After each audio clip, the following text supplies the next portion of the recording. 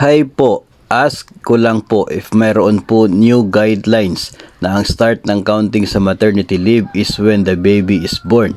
So pag na-admit ka earlier sa hospital kahit di agad nanganak ay leave without pay kasi no more service credits po. Salamat sa sagot po. So, isang tanong tungkol sa maternity leave. Kung ang start ba ng maternity leave ay doon mismo sa paglabas ng bata, sa pagpanganak ng inay, no, ng mother, at hindi ba pwede na yung start ng maternity leave ay doon sa araw kung kailan ka na-admit sa ospital? No, kasi daw sa case na ito nila ay kung na-admit ka sa ospital at hindi ka pa nanganak ay magiging leave without pay mo yung period na nasa ospital ka pero di ka pa nanganak. I'm not sure anong basis nito kung bakit ganon yung implementation sa kanila. Ayon po sa batas at sa resolution ng Civil Service Commission, mayroon pong dalawang bahagi itong atin pong maternity leave. Mayroon po tayong prenatal care at postnatal care. Ang prenatal care, ito po ay refers to the portion of the maternity leave. Okay? Portion of the maternity leave. It means maternity leave na po siya, no? Part siya ng actual na maternity leave ninyo of not more than 45 calendar days prior to the delivery when female worker may be placed on full bed rest or bed rest throughout most of their pregnancy if they have a high risk pregnancy. Allowed nga po, no, itong maternity leave up to 45 days bago sa pagpapanganak kapag naka-bed rest itong personnel. How much more kung nandun ka na sa ospital dahil in labor ka na, no? Bakit hindi siya pwedeng maging part ng maternity leave? Hindi po ako familiar ano po yung basis na nagsasabi doon sa kanya, no? Pero for me ay ito po, no, pwede na mag-apply ng maternity leave as early as 45 days bago sa delivery ng bata. Allowed po yan. At yun ay tinatawag na prenatal care.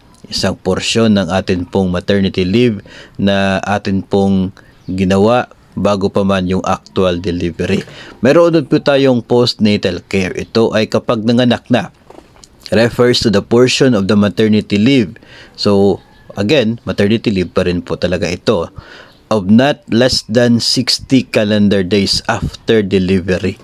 So, after delivery, dapat po hindi bumaba sa 60 calendar days itong postnatal care. So, dapat kung mag-apply ka man ng maternity leave, yung end na maternity leave mo ay hindi siya below 60 days after sa pagpanganak mo. Then, that is fine, no? Fine po kung ikaw ay 45 days bago nanganak nag-start na ng leave, it's okay. Allowed po yan. Kung ikaw ay nag-file ng maternity leave 40 days bago ka nanganak, it's okay. Allowed po yan. Kasi it means na magkakaroon ka pa rin ng at least 60 days na maternity leave pagkatapos mo manganak.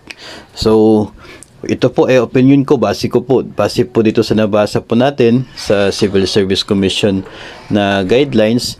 If ever man na ikaw ay nag-maternity leave pero pinacharge nila sa service credits mo yung portion na nandoon ka na sa ospital while waiting sa iyong actual delivery o kaya ay nagli-labor ka na at ginawa pa nilang charge to your service credits kasi hindi pa pwede as maternity leave kasi di ka pa nanganak o kaya ay kung ikaw ay without pay na, no, noong period na in labor ka kasi nga for them it's not part of the maternity leave, then pwede nyo pong ipakita sa kanila yung Civil Service Commission po na resolution tungkol po sa 105 implementation ng 105 days na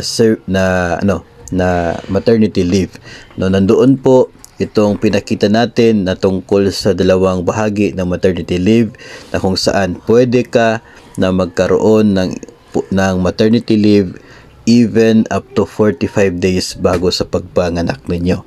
Allowed po yun, and that is part dapat ng maternity leave ninyo at hindi po yun dapat na isa pong leave without pay dahil lamang wala ka ng service credits.